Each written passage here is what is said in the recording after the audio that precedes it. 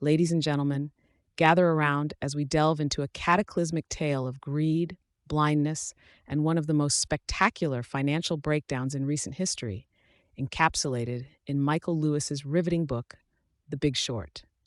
Prepare yourself for an intellectual journey through a narrative that is as witty as it is wise, while I elucidate and share 10 profound insights from this seminal work, which will give even the most prudent investor a moment of pause.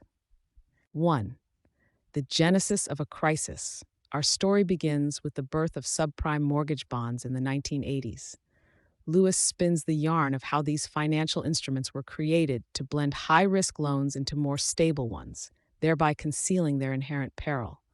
It's akin to mixing a bit of poison into a batch of fine wine, hoping no one will detect the subtle notes of impending disaster.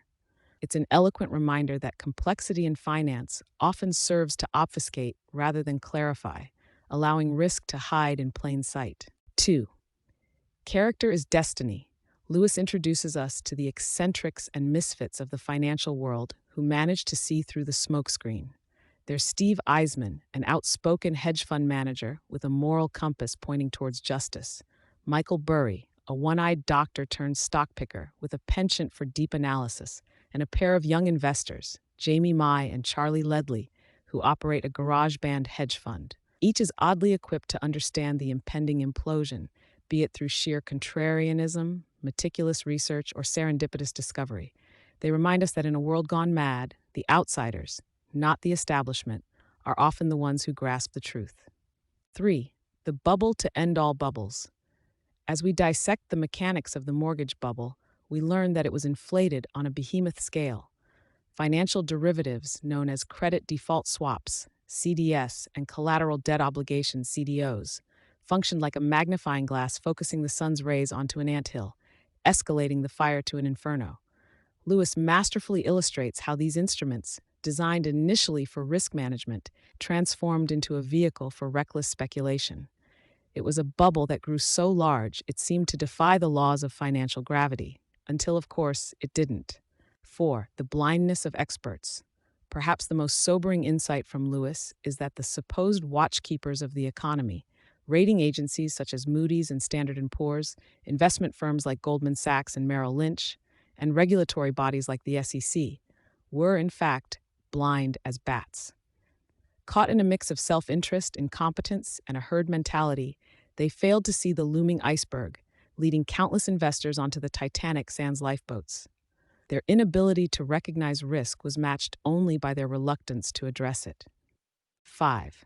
The dangers of short-termism. The book lays bare the perverse incentives that drove rational men and women to act in irrational ways.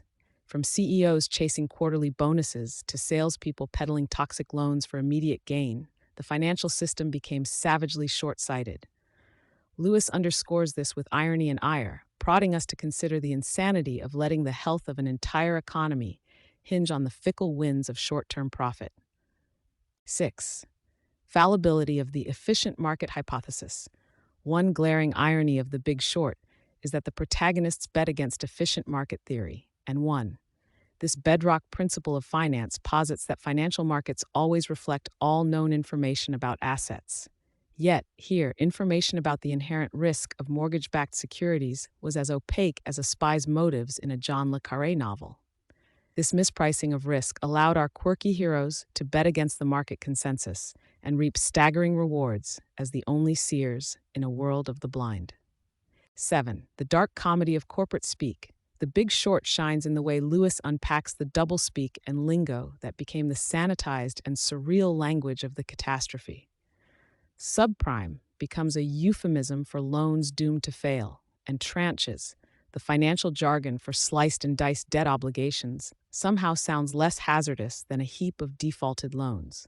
Lewis shows us that the words used to describe financial instruments can both illuminate and deceive, and that in the latter lies the laughter of the absurd. 8. The unheeded warnings.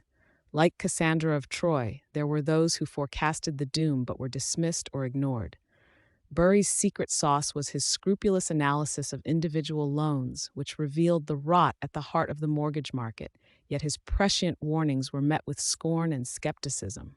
It unpacks a truth that's downright Shakespearean. In times of widespread euphoria, the sober voice of reason is often drowned out by the raucous celebrations of the deluded. 9. The ethical void. Central to Lewis's saga is an omnipresent ethical vacuum. Whether it's the mortgage lenders who preyed on the naive dreams of homeownership, the bond traders who cashed in on that naivety, or the repeated failures of fiduciary duty, The Big Short exposes the deep moral lapses that contributed to the downfall. It questions the very nature of responsibility in high finance and whether it's even feasible to serve the greater good when everyone's busy serving themselves. 10. The aftermath and its lessons unlearned. Lastly, The Big Short offers a grim reminder that history tends to repeat itself. While some of the crisis's architects fell from their pedestals, others were bailed out or drifted on with golden parachutes. The book closes not with a neat bow, but with a tangled knot of uneasy truths. Despite the devastation, the lessons of the Great Recession seem largely lost, the reforms half-hearted, and the memories short. As we finally put down Lewis's magnum opus, we're left with insights that are as timeless as they are timely. Within this financial thriller lies a cautionary reflection on what happens when the human elements of greed, hubris, and ignorance converge on the potent platform of modern capitalism. Thank you for taking this journey through The Big Short with me, a trip through a hall of mirrors where distortions of reality led to real-world devastation. May we all walk away with our eyes a little wider, our understanding a tad deeper, and our determination to learn from the past firmly intact. Now let's turn that page, look to the future, and hope we're not just setting up the sequel, The Bigger Short, because after all, what is history if not a tale that begs not to be repeated?